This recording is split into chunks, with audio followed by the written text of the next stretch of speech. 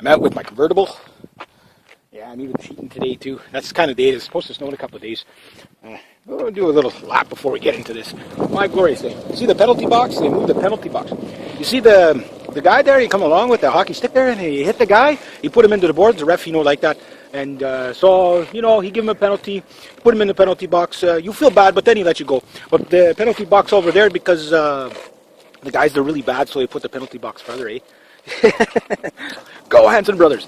All right, so, yeah, beautiful day. Now, I got some news, just something that heads up for my beloved audience here about George Soros. And I want to start there because he's so instrumental in so many evil things going on around the world. Yeah, we'll be doing this with a GoPro pretty soon, too. So anyway, apparently, take this one with a grain of salt because I don't think it's true. I just don't think we're going to be that lucky. But apparently the guy died of a heart attack the other night. That's the word on the grapevine, but I don't think it's true, though. Why, again, David Rockefeller, he died like 10 times already, you know what I mean? These bastards just won't die, Only the good die young, right? So, anyway, take that one with a grain of salt. I haven't found anything, I mean, I'd pee over my head with joy if that actually happened, just to stop that. At least, I mean, his organizations are still there, and he's the head of it. But you got to take out the whole organizations. All these NGO groups that create all this death and destruction around the planet. So really, even with him gone, you still have to deal with the NGO groups because he's doing this for somebody. He does a lot for himself, I mean, openly admitted. This man is such a criminal, crashing, and I mean, the guy basically doesn't hide it. Like, this is why I'm like, so why hasn't anybody arrested this man yet? One charge, crimes against humanity. Very easy to do. Just the death and destruction from, you can get him on a terrorism act, like he's an enemy of the state, he's an enemy of the planet, he's a global terrorist is what he is. Goes around crashing people's economies, stuff like that. So again, this guy openly admits it, you got him. Just take him away, But get him with one charge, crimes against humanity. All you have to do is prove that his hatred towards humanity and using, because the laws that he uses aren't applicable everywhere to be able to do his dirty tricks. So you find where the law was that he broke, saying this resulted in X, Y amount of people dying, and charge him with whatever, but charge him as a terrorist, not just financial terrorist, but as a global terrorist. You can charge him with that. Because if you make that claim, then you can get him one charge, crimes against humanity. His actions resulting in death, whether he cared about it. This man, openly admits he doesn't care about his consequences of what he does. He makes money and he doesn't care. Spoke like a true psychopath. So anyway, I just thought I'd bring that out. So I doubt the man is dead. I don't think we'd be that lucky. Just to kind of slow down the madness a bit. That said, you never know. If you haven't seen how Hillary Clinton looked in the past couple of days, now maybe she's probably been on a drunk bender. Apparently, the rumor is, again, you can't substantiate it, but would it be out of character? I mean, there's been enough, I think, of her security details talking about this woman's rage fits and stuff like that. But apparently, the night out, she was completely sauced and attacking people, and they had to sedate her and whatever. And seen her in a clip of an interview, and I mean, this woman looks like death. I think they are probably going to kill this woman. I would not be surprised if they did, because at this point, I mean, it really will depend on if they don't put Hillary Clinton in jail and they don't knock her off, then Donald Trump is on their side. You know what I mean? That's the indication, or they can't get her, whatever. But that said, there's so much open admitted criminality that there's no reason why anybody can't get her. So if Trump is the real deal, I think Trump is going to play his hand until he has everybody lined up, put his ducks in a row, and then that's when he starts pulling the trigger. So we won't know if Trump's a good guy or a bad guy until, again, we can only judge him on his actions. But right now, let's get into the first thing. 800 tons of more future contracts, big gold basically, thrown on, causing eco crashes in 3 days. Basically, the markets right now, they're trying desperately to float the system. They have to keep it up until they can let it go on Trump's watch. So there is things that they're going to. Again, I cannot stress enough. Have your food. Go out buy rice. I always plug rice because it's cheap. You guys saw the other day was $8.99 for an 8-kilogram bag of rice. That's 15, 16 pounds of rice, or 8 kilograms is it's 18 pounds of rice or whatever. 4.5 kilograms is 10 pounds. So for $8, $9 or under $10 anyway, you're getting almost 20 pounds of rice. So it's not the greatest stuff to eat, sure, but it's a good filler that'll keep you alive. Spend $80 worth. Cycle it out through the year. Yeah, you'll get a bit sick of eating rice, but at least you have it, you know. Especially in these, because we're in uncharted waters. We don't know if Trump is really a good guy or a bad guy.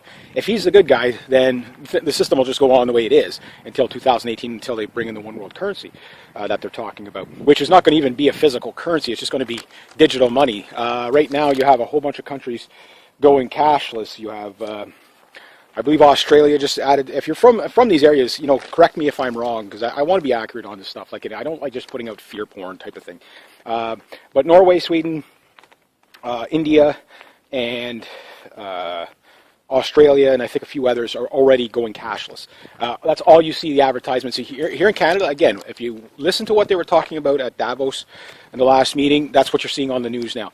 Oh, driverless cars. Oh, cashless society. I mean, all these commercials buttering you up for a cashless society, which sounds nifty and great. And again, I'm not against the technology of, like that swipe thing and all that. I'm not against the technology. I'm against what they want to use it for.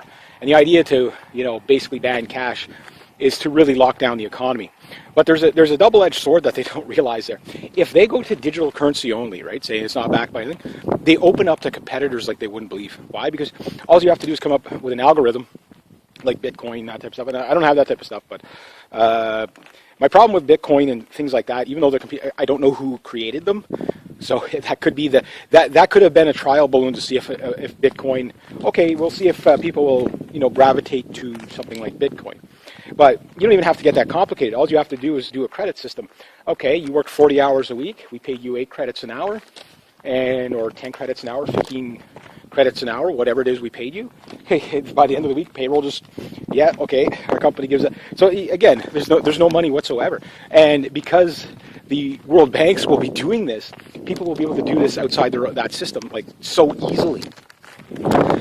So it's like you can't even there's be so much. It's such a. When I think about the one world currency, trust me, the one world currency. This is why they got to get the war going. It is about control, but the idea is to get people to believe it.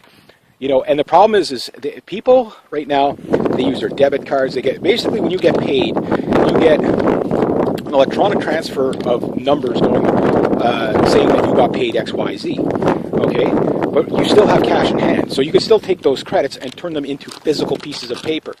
Okay, but now they're going to get rid of those physical pieces of paper. So how do people know that's value? You can't. So you won't. The people are going to revolt on it in the long run.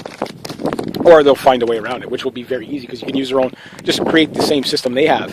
It'll be an underground economy. We'll go back to the tally stick, whatever. I mean, tally sticks worked for 700 years. Really, I don't know how they're going to make this work. But anyway, that is a very big thing. What's going on in the market now, it's really, really crazy. The other thing is, Trump might have, I've already talked about this in other videos, and the reason why, I know people are sick of hearing about the politics part of it, of the World War III. They want to hear more strategy, and we're going to get into more strategy. Don't worry. You're going to, for the doomers out there, you're going to enjoy what I'm going to say about the Navy stuff going on, and what's going on in Syria. Syria's build up right now is really big, but we have to understand why this is all, what this is all about, and what they're going to do, and why they're doing it. One of the main reasons for all this war stuff that's coming out is the simple fact that it's empires fighting empires. The empires are fighting for control of really a limited amount of things, ideas, but it plays out so prominently in the world. First off, they want to control the currencies. The reason why they want to control the currencies is then they can dictate what resources are sold on. So golden rule, he who has the gold rules. Now, if you could set the price for the gold too, on top of that, you control everything. Full dominant spectrum or whatever. I'm trying to get got a stack of big tables here. I don't know. Maybe I'll just put that on. Don't lose my. Anyway, so I'm near Mount King Reg there. I claim that mountain. Not a big mountain, but it's a good quality mountain. It's all about the quality. I'm at the mud lanes here. Notice they blocked it off from the locals. It keeps guys with minivans and stuff driving through here. Not that I would ever do that. If I did have the tires. Anyway, so this is a big part of it. It is so huge. But apparently, Trump, if you take away the 3+ million illegals, that voted for him, all the dead people that voted for Clinton, that type of thing, or not for him, but for her, and the vote rigging and all that. Holy jeez, that's going to get windy. When you factor all that in, it looks like he won the popular vote. By how much, I'm not too sure, but by at least that much. So Hillary Clinton really... so all the people saying that they want to get rid of the Electoral College right now, which the Electoral College, I'm understanding why the founding fathers brought that in. It makes sense. Is it flawed? Yes. There's no doubt about that. But you have to understand, it's not the idea that the Electoral College is good or bad. It's the idea that you have to open up the Constitution to do it. That's why the agitation is there to get rid of this stuff. And all these lefties out there, again, these people, they're useful idiots. I don't even hate them. It's just just stay out of their way because they don't know what they don't know. That's the worst. And one thing I've noticed, as you get older too, the smarter you become, the more you realize how stupid we are. People will fall for anything. But to get rid of the Electoral College, trust me, there's a lot of people that makes it easier to manipulate the votes even more. But even at that, it wouldn't matter if we went, again, you remove 3 million illegals, plus all the dead people that voted for Clinton, plus all the vote rigging. I think Trump won on a landslide he probably even won more of the Electoral College than and you have to look where what switched and stuff. I've been analyzing the data and stuff, who voted for Trump and stuff like that. And I think on the Trump side, I think it's pretty legit. On the Hillary side, it's not. So, how many votes did Hillary steal from Trump? I don't know. But even if so, if you take away the fraud, it wouldn't matter if they got rid of the Electoral College because he would have won both votes. And that is important because that tells you the mindset of the populace. But that's also dangerous because they know what the mindset of the populace is, meaning they can find a way to spin it and manipulate it. Okay. It was such a nice day until. Internet freedom in the United States is now fourth. It's been dropping for 6 years straight, where the amount of freedom levels in the States have been dropping. They went from, Canada's always in the top 3 or 4 for internet freedom, although we're moving towards, again, it's more to do that we don't have the budget to be as tyrannical, but if they did, there's no lack of authoritarians and communists in our government here in Canada. I think that's pretty apparent, but they just don't have the budgets to be able to crack down on everything that they want to crack down on. But we do see the crackdown, particularly on anything that's alt-right right now. And that's just, they're trying to hijack the labeling. Now, for those who don't know what the alt-right is, a guy named Jason Spencer, yes, he is a white nationalist, or I would say Euro-nationalist. I don't know if you would even call him a white nationalist, because he's not a neo-Nazi, he's not a KKK guy. He's basically an ethno-nationalist for European heritage and culture and stuff like that. So go find out about him, love him or hate him. Ben Swan, again, one of the best journalists on the planet, in my opinion, did reality check on what the alt-right was, and I think he did a bang-up job explaining it. The guy is such a good journalist. He goes, here's what we know, here's what we don't know. That's the way journalism should be. And if we had more of that, trust me, it'd be a beautiful world. Because, get rid of partisan politics, get rid of partisan media, and here's what we know, here's what we don't know. Now we can discuss the issue openly, So Ben Swan did that, and you can see that they're still doubling down on that because they're trying to make Trump the leader of it, Milo Yiannopoulos the leader of the alt-right. But the alt-right is so ambiguous that it's such a big umbrella. It's really people that, there's no doubt about it, there are some neo-Nazis and stuff like that, whatever, that support it, but it's faceless and nameless in the sense that it doesn't have a leader, and the world elites don't like that. So now this one, I don't know what it was. 60% of NMP SCRES. I don't know what that was. Again, some of the stuff I write down in the dark too, so I can't read my own handwriting. So we know about that, the internet thing. And that plays into the game, because again, it comes down to the propaganda. Obama is now looking for more funding to fund a U.S. invasion in Syria. Now, he is, I think I have it on the other page here, how much, something like 11.6 billion. Yeah, so 11.6 billion on top of like 70 some odd billion to get ready for, again, we're not out of the water yet. I mean, they could be doubling down, tripling down to get a war started before Trump is inaugurated. This is a possibility. And the people that, again, one thing to watch for Trump is, if we want to figure out what the geopolitical landscape is going to look like in the future, we have to look at who he's surrounding himself. Now, right now, there's some good picks, there's some bad picks, but the general he's picking right now seems to be more willing to work with Putin. This man has also talked to Putin. I can't remember his name right now, but he's all over the mainstream news right now. And of course, they're bashing him as a racist and a big. That's the only thing the media has now. Everybody's a racist and a bigot, that type of thing. So the case in point, though, this new general will be. He's a guy who's already dealt with Putin. He tends to have a bit more of a sensibility about him, where he doesn't actually want the country to go to war. So he doesn't seem to be like a war hawk. That's a good sign. But, like I said, everybody, and you got to understand, everybody Trump has to pick from is shaded in some way. It's like, okay, well, and again, you have to wait until the end results. Don't listen to the media because they're saying he's going to pick this person, pick that person, and he doesn't. He picks somebody totally else. One thing Trump is doing, and I do see the Soviet-style sleight of hand that he's doing. One of the things, I forget, this is not a subversion program, it's something else. I forget what the proper term for it is. But what the Soviets used to do is deny something. And they would deny and deny, no, we're not going to do that, we're not doing that. And then they'll do it and deny it. People freak out about it, and then they go out and they admit it. Okay, and then people kind of like, okay, well, now they admit it, and then they go back to denying it again. It's the most bizarre, I forget what kind of tactic they use this, but it is one of their tactics, and Trump is kind of playing that tactic. So again, I'm wondering who his handlers are. So it's the idea that you deny, and then you say, yeah, well, we did it, and then you deny it again. After people, because it throws people for such a whirl, they don't know what to believe. And it's a mixed propaganda. It seems like Trump is playing that card. I'm going to do this. I'm going to do this. No, I'm not going to do this. Don't worry about it. And then he goes and does it. It's kind of like going up the center ice, and you're deking left, and all of a sudden you break right, but you deke back left, and you break back right really quick. Shoots, he scores. That type of thing. And after you get the score, you can cross-check somebody and then go into the penalty box. We talked about it earlier. There's a way to play Canadian hockey, right? But you do that after the goal, just so you know. Get the goal, then you can hit somebody with your stick. I mean, you slipped. Yeah. I know how to play the game. Double high. Okay, so with that, so we see Obama doubling down here, putting billions of dollars into some sort of invasion plan for Syria. Why would they be doing this? Again, and as we get into this, you'll see why they're doing this. And, well, I guess it comes up on the next one. Right now, the Syrians have approximately 200 SAMs of various different types.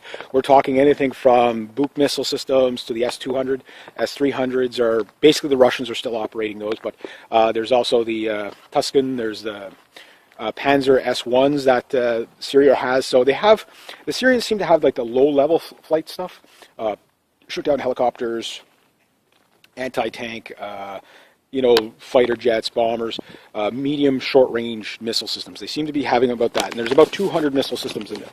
Now, the Russians, on the announcement of what Obama has just done, right now he's meeting with, overseas with NATO and stuff like that, but with the announcement of what Obama's done, the Russians have now sent another 7 S-300 missile systems to Syria. Now, the Russians are speculating that with the Navy buildup from the U.S. and the coalition forces in the region, that what it would take is about 10 missiles to take out one S-300 missile system. So it's 10 to 1. And they know that they can be overtaken. I mean, you're talking a total of 70 missiles, roughly. So basically what happens to these systems is like anything. Like I say, it becomes missile fest, like I've talked about before, where, the S-300 has a total battery, if you add all the vehicles in, maybe 60 missiles. From medium range, short range, medium range, medium long range, and on. So you have that. But once you fired that last missile, you have to reload these things. That's when you get taken out. So that's why these systems are on wheels, is because you shoot and you move, you shoot and you move, you move and you shoot, whichever. It makes it very hard to lock these things down. But that said, is what it is. But what else is going on in Syria? The Russians have been bringing in, again, like I say, they don't reinvent the wheel, they just refine the wheel. So they're bringing in these, remember Saddam Hussein had like SA-9s, basically, 4 or 6-wheeled vehicle. Most of them were 4-wheeled vehicle, much like a LAV, and they had like 4 little Eagle missiles on top or whatever. I forget the type of missiles they used. But anyway, they were short-ranged, and Saddam had a whole bunch of those. So what the Russians do is they take these old vehicles, because the vehicle itself is really irrelevant. It's got wheels, it's got a motor, it can move from point A to point B. Now, got all the old radars out of it, the old electronics out of it, put in the new stuff. And that's what they do. So a lot of their old stuff and new stuff, it looks so similar because it's really just it's not really putting lipstick on a pig. You're basically taking your Chevette and turning it into a Corvette. That type of thing is the best way. So you're putting a V8. It's like a Gremlin with the V8 in it. You know what I mean? It's like, so you had the Gremlin. It was good in its day, but now, although you still have the same chassis, you threw an LS in it, big 9.3 liter engine or something like that. So it's definitely not what it originally was, but it's been refined, right? So that's the point I want to make. Why? Because it has an LS in it. Anyway. Yeah, I've been watching that Regular Cars guy. He's freaking hilarious. But anyway, the point is that they've been bringing in, to back up these SAM sites, is these little BMP-type vehicles and Touareg-type, or Tuscan-type vehicles, and putting on these, and BRDMs and all that, with these little radar, looks like 1950s radars, just like a little dinner plate on them. They fold out, like a batwing type of thing. They fold out, and they basically, these things jam radars. People don't really know what these things are doing. But what we can tell you is that NATO cannot see what the Russians are doing in Syria. They can't see it. Every time their satellites go over, these things blind them. The radio communications, they blind them. So these things are not only active radar, but they're also passive radar of some sort. We don't know what the Russians are using. This is the problem with the S-300 missile system. They don't know how to beat it because they don't know what they're using. So the only thing you can do is just missiles and artillery at the thing until you take it out. So it's a numbers game at that point. But the thing is with this is working in conjunction with the SAM sites, but it's also working to blind.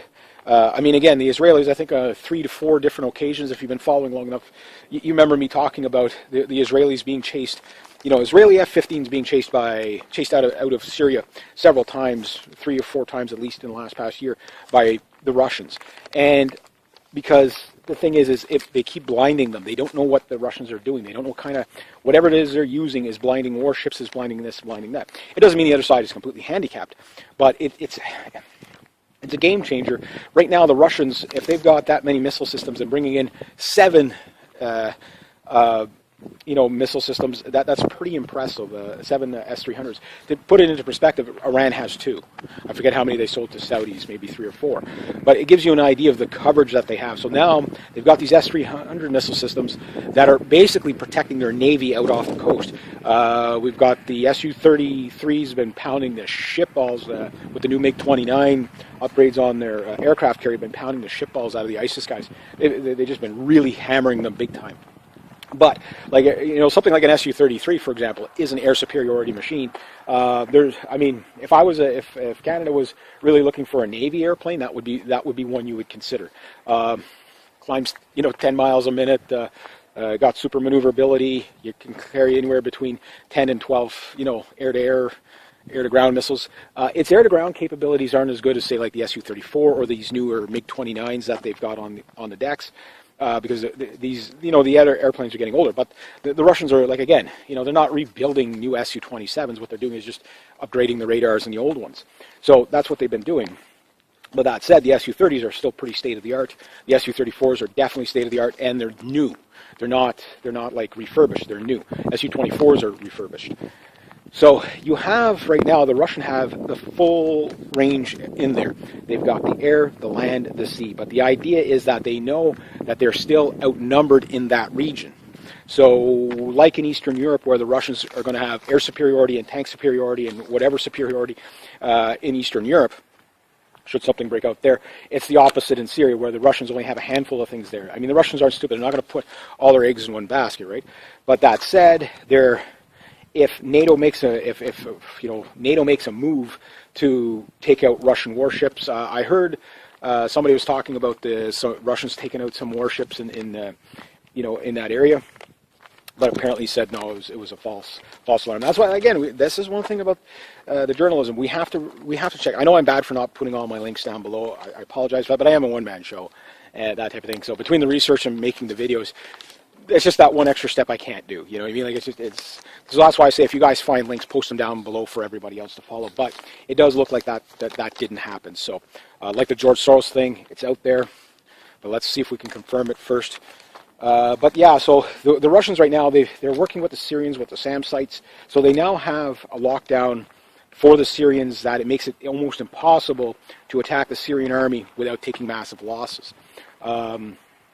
And I mean, they'll be shooting down the F-16s left, right, and center, and whatever else is in there, or British Tornadoes or whatever, because they have the low, the high, the medium all covered there. Plus, they've got, you know, the old analog stuff like AAA and stuff like that. So if you can, you know, if you could put those WW3s into action with your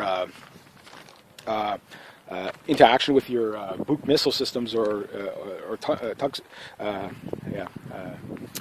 do you call it? The tongue, not the Torag, the tongues, yeah. The you know, it's got two 30mm, you know, anti-aircraft guns on it and 12. It's basically the upgraded version of it is the Panzer S1. But you have those in there, so they can work that. Where they are vulnerable is they have nothing to stop things coming in, other than electronics. So they don't have, like, for example, like the M113s with the Dillon minigun on it or whatever, or the Vulcan 20. You know, basically to, you know, like a Skyguard system, in comes a missile, and you shoot down the missile. So the Russians don't seem to have that in Syria, but they have everything else. But the big one is the caliber missiles coming from their warships. Their aircraft carrier, they can fire them, everything like that. So the Russians are armed to the teeth in there, but they're still in a bed of water where, like I say, if like, let's say hypothetically the Iranians decide to shell all the warships in the area, even the Russians won't be able to stop that. Why? Because again, excuse me, it's the idea that you're stuck. It's like shooting fish in a barrel. Like, all the warships are so vulnerable right now. Now, we also know there's a lot of submarines in the area. I believe there was a Danish sub that was tracking the Russians. So you have to understand there's Russian subs in there too. And like the early Cold War and the first Cold War, one of the things we did see was a lot of submarine accidents where submariners would basically smash into each other. And a lot of that could have led to the possibility of war because of the incident. One incident particularly back in the 1950s or 1960s where a Russian sub did a crazy Ivan, which is the Russians will go this way, they'll do a sweep, and all of a sudden, bang, every so many minutes. Some would do it every 2 minutes, some would do it every 3 hours. It depended on the captain. And they'd call it a crazy Ivan. You'd be tracking them in their wake, and all of a sudden the thing does a complete 180 as fast as possible and comes right back at you, because that was the only way to track, at the time was the only way to figure out what was behind you. Now what they do is the submarines let out this long cable with microphones on it to get past the prop so that you can hear what's behind the prop, because that's kind of like the blind spot for a submarine, because that's where all the noise is, right? So that said, we still have what they call those black holes floating, lurking around there, and that fleet of submarines that was off the coast, the election night, they still haven't found those things yet. So the Russians seem to have submarines that are kind of hard to track, especially their newer ones. They're extremely quiet, and they're almost impossible to detect. Even the older ones are hard to detect. I mean, it's the ultimate stealth machine. I mean, it's just naturally stealthy. You're under the water. But that said, if two ships in the area, what happened in this case was, it was a little different than the Kursk, but what happened is the ships hit, and the American one was taking on water, and it lost its buoyancy, and it was slowly going down. They figured it hit past 600 meters or whatever, the hull was crushed, and everybody died. But they didn't know, because there was a radio silence on this submarine. Basically, they didn't know what happened to it, and back in the day, and we still do it today, Canada does this big time, is we lay microphone, like the ocean is full, and every now and then a fishing boat will latch onto one of these cables, and the ocean is just full of like thousands and thousands and thousands of miles of microphones underwater. It's just cable running everywhere, and it's just, it's kind of polluting when you think about it, but the Russians will go down, they'll tap into it, the Americans will go down, they'll tap into that and try to, get the underground communications. A lot of people don't realize how much communications go under the ocean. It's an insane amount. Nobody ever talks about it because, it's not something that everybody thinks of. But this is kind of what's going on in Syria. So again, the Russians, they're definitely preparing for some sort of an assault. So they have air, land, and sea covered. They have their no-fly zones already. I mean, that's very. This is what why one of the major reasons Hillary Clinton lost the election was because people knew that the Russians already had a no-fly zone there. What happens when you tell a Russian Federation aircraft to get out of the airspace that it's already got a no-fly zone in? And if you shoot that aircraft down, again, the Russians will probably. Remember, like I've been saying all along, the Russians, all they have to do to win is not get into the war. Same with the Chinese, because the United States is collapsing. The empire is collapsing. Europe is collapsing. It's all collapsing. If they sit and wait, they win. So they're going to let a lot of scary stuff happen before they actually go crazy. The only thing I say that will get a full military Russian response is an invasion of Russia. You're not going to be able to bully them in Syria, because the Russians, what they'll do to call your bluff is you shoot down one of their aircraft, they'll shoot down 20 of yours and say, how do you like me now? What's your next move? That's the way the Russians play. That's the way they're going to play. And trust me, I don't think that the populace has the stomach to people right now are pretty asleep on this issue of how close we are to World War III, because a lot of people, but as soon as they see stuff like that you can't take off, or the Russians say sink a U.S. warship, whatever, or an Allied warship, they sink that's going to go on the 6 o'clock news. They cannot, you cannot say a ship full of 300 to 5,000 sailors just goes to the bottom of the ocean somewhere, and these people just sunk it. That's going to make the news. And if people realize we're on the brink of thermonuclear war, it would be game over for NATO, because they'd be like, no.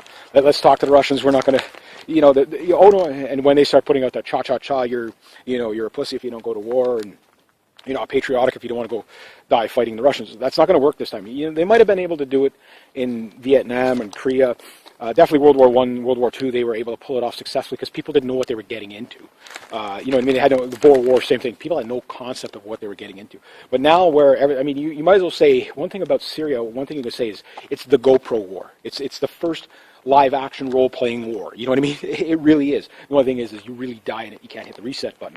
But it's one of the first wars where there's GoPros on tanks, there's GoPros on fighters.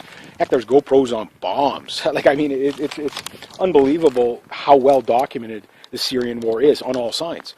So that's why it's making it so hard for the people to get the war going, is because we can expose the lies really quickly.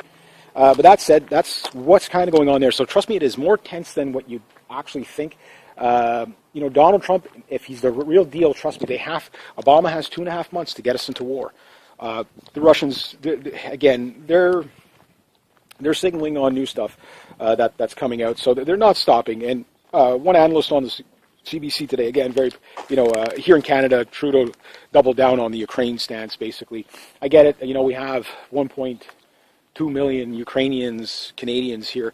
Second largest, I think, population of Ukrainians outside the Ukraine, next to Russia, right? But that said, I'm pretty sure most people, if they really understand what's going on, including Ukrainian Canadians, that they're not going to want to intervene in there. Some of them will because of family or whatever. I get that, but they're going to be more pissed off at their own government for going along with Victoria Nuland and George Soros and Obama's basically overthrowing a legitimate government with neo-Nazis, literal neo-Nazis, in the Ukraine. And again, I'm not calling everybody in the Ukraine a Nazi, but the ones that overthrew Yakovich, these guys got swastikas hanging off their tanks, that type of thing. They talk in an East German dialect. They've got German helmets. These guys are Nazis. These are the children of the Nazis from the 1940s. Again, if we understand the history of the Ukraine during World War II, basically you had three options. You could fight with Stalin's Red Army, you could fight with Hitler's SS, or you could be a dead nationalistic Ukrainian in the middle. People had to pick sides. The same thing happened in Italy. You could be with Mussolini and Hitler, or you could be with the Allies. And one thing my grandfather always said is depending on which, the Italians, he didn't trust them because depending on which way their rifles were pointing, depended on who had the upper hand. If the Germans were winning, they would turn around and shoot at the Canadians. If the Canadians were winning, they would shoot. But that was just like what you call, self-preservation. It's like your nation is in the worst battle of its history, and some of the worst fighting in World War II was in Artona, where they fought through the walls. You couldn't go out into a street in Artona, that type of thing. So, it would have been extreme hell for the residents there. They would have had no choice but to flip one side or the other. It would just be an instinct for survival, that type of thing. So, that said, with Ukraine, getting back to Ukraine, I mean, Ukraine is, I think, locked up into that East Ukraine, West Ukraine, like I called it. Yes, I was wrong on Trump winning, but I had my suspicion he was going to win. But I was really expecting the voter fraud to have over-trumped them by like a little bit. Like I thought Hillary Clinton was going to win by a little bit, both the Electoral College and the popular vote. But she did get the popular vote with the manipulation. So technically I was right on that. But it wasn't enough. So I think there was a coup in the Electoral College is what happened. But that's just my take. But that said, they can still steal this election from Trump because the Electoral College doesn't make their final vote until near his inauguration time. So they could still take this from him. And what they will use most likely at this point, we would say, is all the not my president protesters saying there's just so much division in the country, it would just be safer if we gave it to Hillary or let Obama have his third term, whichever, or give it to somebody, Bernie Sanders or something. They could do something like that. But that invokes civil war right away. Now, mind you, if that is the goal, and we do believe that, I mean, the Rothschild insiders were saying that, yes, they want a race war in the States. And why would they want that? Because if you can get secession movements throughout the states, it breaks it up into all these little tiny countries. We'll use California, for example. They've been talking about secession for a long time, but breaking it up into like 5 little countries and that type of thing. And that's why they can't secede, because nobody wants, the poor halves to say, no, Silicon Valley wants to make become its own country. I think it's something like the 6th or 7th largest economy in the world. Texas, I think, is something like the 3rd. So it gives you an idea, or 7th or something like that. So it gives you an idea of how much these can do. But the thing is who benefits the most, cui bono? Who benefits the most from secession movements throughout the states? This is where the long con of the Russians and the Chinese could be. It could be exactly that, because they would be able to come in and buy everything up pennies on the dollar. Why? Because the secession movements would be extreme hardship. Nobody would be able to defend their state. It just wouldn't be big enough, because it's not organized like that from the get-go. So anyway, that's a different topic for a different time. But anyway, moving on. That said, there's the Operation Disrupt or whatever, Disrupt J20. Basically, it's for January 20th for Trump's inauguration. This is a George Soros funded. So far, I think they got something like 7,500 people that are going to go to the inauguration to create problems. So that said, I don't think Trump can do anything to Soros before, but after he's inaugurated, he could probably really crack down on this bastard, if he didn't die. I hope he did. But that said, the system is still there. That's it. George Soros, yes, he's one of the big kingpins of the world, but he is working for somebody. There's always somebody above somebody, right? There's always a reason. That said, so that is being set up. That said, it's very clear, like the protesters and stuff that are out there now, a lot of them are illegitimate. There's something like 5 city blocks of buses being transported around to do these protests. Most of the people protesting are not from the areas. It's the same setup as Black Lives Matter. Some of these people, I think on Craigslist and stuff like that, for these George Soros endowments, NGO groups, they were saying like $35 a day or something, or an hour or whatever to go be an agitator, an Alinsky style agitator. So we see very clearly that's what's going on. Now Assad, what he's saying is he's not sure on Trump, but he's like, if he's willing to work with us, we're willing to work with him. The signals we are getting from Trump is that Trump might work with the Russians and Assad. Now, if that's the case, that tells you Trump is legit. He might not be perfect. You're not going to win across the board with Trump. He's setting you up for the next president, possibly to get it right. And the amount of hardship they're going to throw at Trump, again, they're going to collapse the economy or make it. They're going to put him into recession as soon as possible. But the thing is most people are going to be blind to that. But for the people, I think most of the people that voted for Trump know that. Again, people are saying, "Oh, there's not enough people waking up." There's more people awake than you could imagine. Because I don't think, if you look at the demographics that voted for Trump, it tells you a lot of people are figuring that the jig's up. But the problem is there's people that actually believe the rhetoric, and then there's people that actually want the rhetoric of the other side. So you do have an empire ripping itself apart with ideology, that type of thing. So with Syria, like Assad is saying, he says, if he's a good guy, fine, we'll work with him, whatever. But seeing is believing. He doesn't believe. Assad doesn't believe a single thing coming out of the United States at all, ever. That said, is Assad a puppet? Who knows? Again, we do know that the Russians do benefit greatly from this war. It's the best live fire training exercise they've ever had. And it's a justification to ramp up their military spending. So maybe it's all a scam. We'll never know for sure. We'll never going to know for sure. But if we do see it moving in the right direction, I mean, if Trump gets in there and his new military advisor comes up with a better plan for Syria and starts working with, and the indications that Trump might be on the right side is right now, the U.S. is killing off a lot of ISIS leaders right now. They're killing these guys that, again, they haven't struck an al-Nusra target in something like a year and a half or something like that. So it does seem that the ISIS fighters that they want to keep, they're trying to get through Mosul, bust them into Syria, that type of thing. But it also, again, the weapons and stuff like that, but there's a lot of loose ends they have to tie up. So between probably the CIA and the Mossad, I would speculate what they would be doing is, okay, we can kill off these guys, let the Russians have them, let the Syrians have them. If these guys aren't willing to go and fight over in Syria, kill them, they're loose ends. But then, they're killing off they're going to lose, that type of thing, right? I don't think they really have a good plan right now. And the Iraqis do seem to be more pro-Iranian. And Donald, this is where Donald Trump does worry me, is his stance on Iran. He's like, look, we gave the Middle East to the Iranians. And he's correct on that. Like, I mean, Saudi Arabia, they haven't figured out when you have a proxy war against somebody, you have to get somebody else to fight for you. The Iranians have already figured this out. We'll get the Houthis to take out the Saudis. If they won't work with us, again, it's a dirty thing. There are no good guys here, right? So that said, right now, after Hillary's loss, Soros again, he's going to be coming up a lot. I think he's going to be much topic of discussion for the next couple of months for sure, if he isn't already. But yeah, they have the 3-day closed meetings about how they're going to disrupt and make it impossible for Donald Trump to govern. Again, terrorism. These guys are terrorists. Yeah, I already talked about the cash ban in India, Australia, Norway, Sweden, and the 2018 One World Currency. Oh yeah, Turkey invades Syria with up to 90 tanks. They're on the border. And again, we know that the Syrians have really stiffened their lip towards the Turks and saying, you come in here, we're going to slaughter you. Because of the buildup that we talked about in this video of the electronic warfare machines coming in, the air defense, all that stuff. What I could see the Russians doing as a double down is sending they have a tank graveyards in Russia. They're monsters. T-55s. There's over 95,000 of those things that were built. Now they sold off a lot, but they still got lots left over.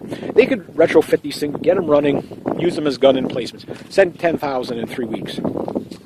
It just locks down the country. It just makes it harder. Even if these things don't have fuel, drag them where you need them, and just build up sandbags around them or whatever. Use them as a gun emplacement. They can do stuff like that, or get them as roving. Get the T-90s to kind of be roving along. For every one T-90, back it up with 100 T-55s. T-72s, send in 1,000. Whatever the old stuff is. T-63s, whatever's left over. T-80s. The Syrians do seem to have a few T-80s kicking around. The Russians, they stopped using the T-80s a little bit because of the cost to run them. They're jet powered instead of the diesel.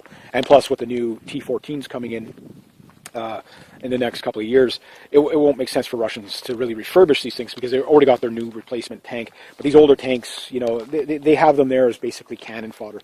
So they could do something like that. I'm surprised they haven't done it yet. Yeah, and Aleppo right now is protected by the S-1 Panzers SAM systems. So the Russians have given those, and I can imagine, the amount of Russian-Syrian training going on is unbelievable. We know of some of it, but because these systems, you can't just here guys, here's a SAM system, and here shoot down an airplane, because it doesn't work like that. These things are difficult to use. They do take a lot of training. Yeah, Obama over there in Germany talking to Merkel about.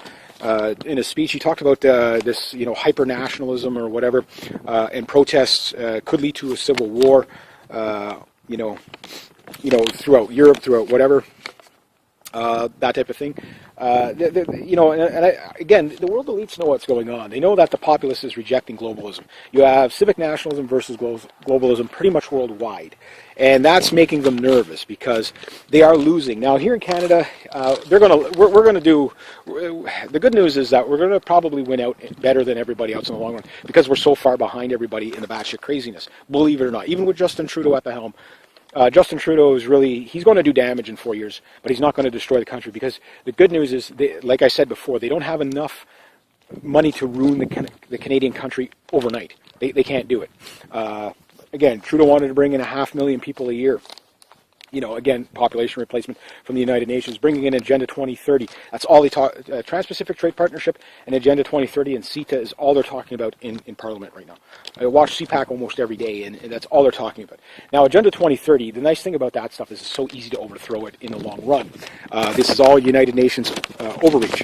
But the good news is that when we get our revolt in Canada, it will probably come into a different heels of seeing other countries rejecting.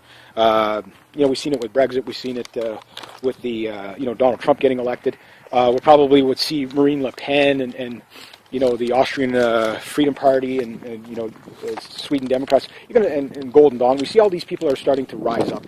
So within the next couple of years, the move back to the right could lead to extreme fascism. That's true. And that could be dangerous as well. But I think most of it will just move back to civic nationalism because people don't want any more war. And the good news about that is over here in Canada, when everybody else is doing that, we're going to be like the last globalist country on the planet. People are, when they see, for example, Trump made a move on Ford again, and it looks like, when people are saying, oh, Trump's policies are failing, there's going to be some major wins here. And again, we know about Trump talking to Ford a couple of months or so ago. But it looks like Ford is moving back one of its pickup truck lines, 1,000 jobs back to the United States. Again, we'll have to wait till we see it. So they're taking those jobs from Mexico, bringing them back to the States. Mexico right now they're flipping out. They're like, oh my God, because they know they're not. It's not so much of the illegals. They don't care. The Mexican government doesn't care about who crosses the border, as long as they're coming into their country, that type of thing. What they care about is all the prosperity they're going to lose if they don't play ball with Trump. Meaning, okay, overnight. Trump basically says to Ford, hey, look, you bring 1,000 jobs back here, we'll give you a tax break, that type of thing. Now, again, until it's a done deal, but it looks like Ford is ready to play ball like that. So all these people right now that are seeing the jobs coming back, this is as anti-NAFTA as you could possibly get. Meanwhile, you have all these other corporations that are getting people, all these, legals and whatever to come in, and you have to train your replacement. It's like you had a job, you were hired, and all of a sudden they're saying, okay, well, no, we're going to lay you off and we're going to hire this person for cheaper. People are going to reject that. If somebody told me and I had a job, my boss said, well, we're laying off 5,000 people and we're going to bring in 5,000, people from India or whatever. Nothing against the Indian people or whatever, but because they're cheaper. And they say, okay, now what you have to do is basically, basically train your replacement. Now, the thing is, do I tell him to go fuck himself before I smash him in the face or after? You know what I mean? Like, really? Like, come on, no, people don't want globalism. Racing your dollar for the cheapest stuff from the lowest bidder. No, it's not always about the bottom line. It's about, living protectionism. And again, you see that all these so-called left-wing media, again, a few years ago, weren't they all the anti-globalists? This is the whole part that freaks me out about the left is, Occupy Wall Street wasn't. Now, mind you, there's George Soros money there, but look at how the narrative has changed. Occupy Wall Street was as anti-globalism as you could possibly get, right? And yet these people are anti-Trump when he's basically talking about the things that they wanted. Maybe not everything. Again, it depends on how he moves with the banking system. But again, think of the best way I could put it for Trump is the cabinet he's got to pick is from a group of deplorables. Insiders, that type of thing. So again, there's going to be shady air. There's no doubt about that. But again, if that is true, we will have to wait and see. The United States is basically, the Russians have got documented proof, I haven't heard it myself, but basically communications between NATO and ISIS leaders telling them not to attack ISIS, telling ISIS not to attack NATO airplanes in the area. So again, it shows collaboration once again. So over Mosul. So they're saying basically we're going to be flying over there, so don't shoot at us. Now, why would you say that unless they knew you weren't going to be shooting at them, right? So that type of thing. Also in Moscow, they're gearing up with drills for cyber attacks and drone attacks. So they're getting ready to shoot down drones. Now, why would they be getting ready? Like, whose drones would they be shooting down? There's only really a handful of people that have drones capable of getting into Russia, right? So that's the drills they're going. So they're going for electronic warfare, grid-down warfare, and anti-drone stuff. That's what the Russians are up to right now. Yeah, so that's pretty much, I think I got everything there. Not too bad. I actually got it all in. So again, we're not out of the water, people. Trump is a step in the right direction, but we're still under the same system. Nothing has changed. The same like with Brexit. I mean, Brexit, the day of Brexit to now is still the day before. We're still on those policies. They have not been taken away yet. The mass migration, all that stuff. I do believe that stuff is going to get reversed, and it's going to be painful to send people out of the country. That type of thing. And the same with the States. Like, right now, in the States, like, again, I have nothing against Mexican people or something. And if it comes off that way, I apologize. Because for me, I don't hate people from anywhere. But you have to understand what's going on. You have people that believe they're entitled to be in any country they want, and you have other people that want to protect their border. So you're going to have a clash of ideology. And some people think, well, because I made it in, and, well, whatever, you should reward bad behavior. And bad behavior meaning, world citizen, I can go into any country I want, you can't stop me. But that's going to lead to clashes. So what I tell people is, I guess it's a heated topic. Some people can't talk to their families. I mean, right now you have family members that are like, need to put things in perspective. What is important? The fact that one side of your family might have voted for Trump, one side might have voted for Hillary, or the fact that you're still family. You know what I mean? Put it into perspective, what's important. You'll get over it, you know what I mean? That said, okay, you can disagree on stuff, but you shouldn't be breaking up families and marriages and beating up on your kids or anything like that for Trump's side. Like, it's unbelievable, the stuff I'm seeing, and it's just like, over what? But the thing is, I do understand a lot of it has to do with brainwashing. So that's why don't play the chess game of engaging into these social justice warriors and stuff like that. These are useful idiots. They are going to go away. The best way is just to ignore them. And when you see them coming down the street in riot mode, just get out of the way. That's all you can do. Because if you engage on them, then you're not after the real people like your Soroses, your Kissingers, your Brzezinskis, Rothschilds, Rockefellers, Clintons, Obamas, Blairs, Bushes, all that type of thing, and the list goes on and on and on. Those are the real enemies. The other ones are just your adversaries. Your adversaries, you can deal with them later, but if you can get rid of the George Soros funding, most of these people will go away. Think about it that way. So anyway, I'll leave it at that. So if you like this kind of content, please consider making a donation to the channel. Thank you so much to everybody who has. Next to that, rate, subscribe, share, comment, like. Be true to yourself, be true to others. Always do the right thing, and have yourselves a great day. G'day, and welcome. World War III update. So I got my notes here. I'm out with my convertible. Yeah, I'm even heating today too. That's the kind of day it's supposed to snow in a couple of days. We'll do a little lap before we get into this. My glorious day. See the penalty box? They moved the penalty box. You see the guy there? He come along with the hockey stick there, and he hit the guy. He put him into the boards. The ref, like that. And so, he gave him a penalty, put him in the penalty box. You feel bad, but then he lets you go.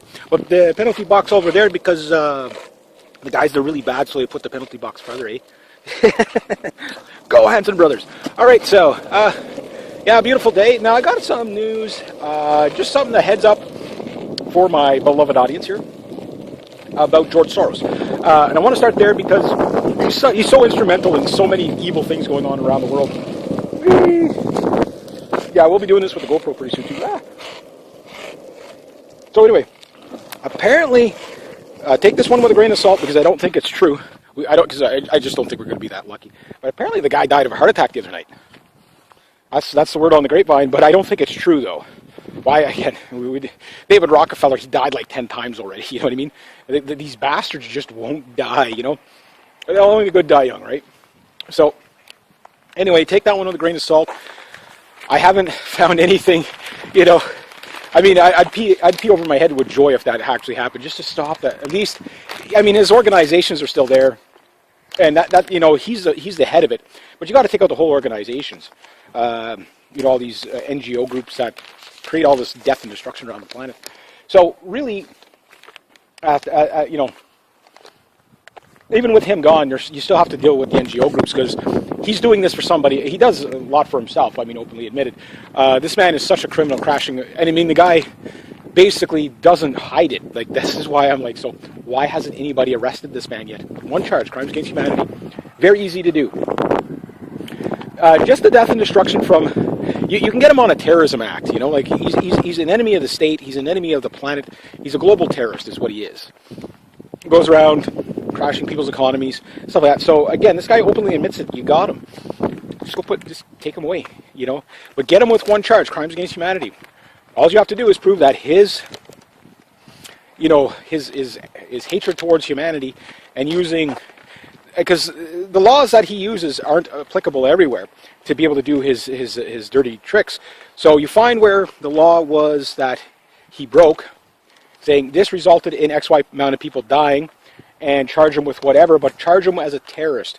not just financial terrorist, but as a global terrorist. You could charge him with that. Because if you make that claim, then you can get him one charge, crimes against humanity. His actions resulting in death, whether he cared about it. This man openly admits he doesn't care about his consequences of what he does. He makes money and he doesn't care. Spoke like a true psychopath. So anyway, I just thought I'd bring that out. So I doubt the man is dead. I don't think we'd be that lucky. Just to kind of slow down the madness a bit. That said, you never know. If you haven't seen how Hillary Clinton looked in the past couple of days, now maybe she's probably been on a drunk bender. Apparently, the rumor is, again, you can't substantiate it, but would it be out of character? There's been enough, I think, of her security details talking about this woman's rage fits and stuff like that. But apparently the night of, she was completely sauced and attacking people, and they had to sedate her and whatever. And seen her in a clip of an interview, and this woman looks like death. I think they are probably going to kill this woman. I would not be surprised if they did, because at this point, it really will depend on if they don't put Hillary Clinton in jail and they don't knock her off, then Donald Trump is on their side. You know what I mean? That's the indication, or they can't get her, whatever. But that said, there's so much open admitted criminality that there's no reason why anybody can't get her. So if Trump is the real deal, I think Trump is going to play his hand until he has everybody lined up, put his ducks in a row, and then that's when he starts pulling the trigger. So we won't know if Trump's a good guy or a bad guy until, again, we can only judge him on his actions. But right now, let's get into the first thing. 800 tons of more future contracts, fake gold basically, thrown on, causing eco crashes in 3 days. Basically, the markets right now, they're trying desperately to float the system. They have to keep it up until they can let it go on Trump's watch. So there is things that they're going to. Again, I cannot stress enough. Have your food. Go out, buy rice. I always plug rice because it's cheap. You guys saw the other day was $8.99 for an 8-kilogram bag of rice. That's 15, 16 pounds of rice, or 8 kilograms is it's 18 pounds of rice or whatever. 4.5 kilograms is 10 pounds. So for $8, $9 or under $10 anyway, you're getting almost 20 pounds of rice. So it's not the greatest stuff to eat, sure, but it's a good filler that'll keep you alive. Spend $80 worth. Cycle it out through the year. Yeah, you'll get a bit sick of eating rice, but at least you have it, especially in these, because we're in uncharted waters. We don't know if Trump is really a good guy or a bad guy. If he's a good guy, then the system will just go on the way it is until 2018, until they bring in the one world currency that they're talking about, which is not going to even be a physical currency. It's just going to be digital money. Right now, you have a whole bunch of countries going cashless. You have, I believe Australia just added. If you're from these areas, correct me if I'm wrong, because I want to be accurate on this stuff. I don't like just putting out fear porn type of thing. But Norway, Sweden, India, and Australia, and I think a few others are already going cashless. That's all you see the advertisements. Here in Canada, again, if you listen to what they were talking about at Davos in the last meeting, that's what you're seeing on the news now. Oh, driverless cars. Oh, cashless society. All these commercials buttering you up for a cashless society, which sounds nifty and great. And again, I'm not against the technology of that swipe thing and all that. I'm not against the technology. I'm against what they want to use it for. And the idea to, basically ban cash is to really lock down the economy. But there's a double-edged sword that they don't realize there. If they go to digital currency only, right, say it's not backed by anything, they open up to competitors like they wouldn't believe. Why? Because all you have to do is come up with an algorithm, like Bitcoin, that type of stuff. And I don't have that type of stuff, but my problem with Bitcoin and things like that, even though I don't know who created them, so that could be that could have been a trial balloon to see if Bitcoin. Okay, we'll see if people will gravitate to something like Bitcoin. But you don't even have to get that complicated. All you have to do is do a credit system. Okay, you worked 40 hours a week. We paid you 8 credits an hour, or 10 credits an hour, 15 credits an hour, whatever it is we paid you. By the end of the week, payroll just, okay, our company gives it. So again, there's no money whatsoever. And because the world banks will be doing this, people will be able to do this outside that system so easily. So it's like you can't even there's be so much. It's such a. When I think about the one world currency, trust me, the one world currency. This is why they got to get the war going. It is about control, but the idea is to get the people to believe it. And the problem is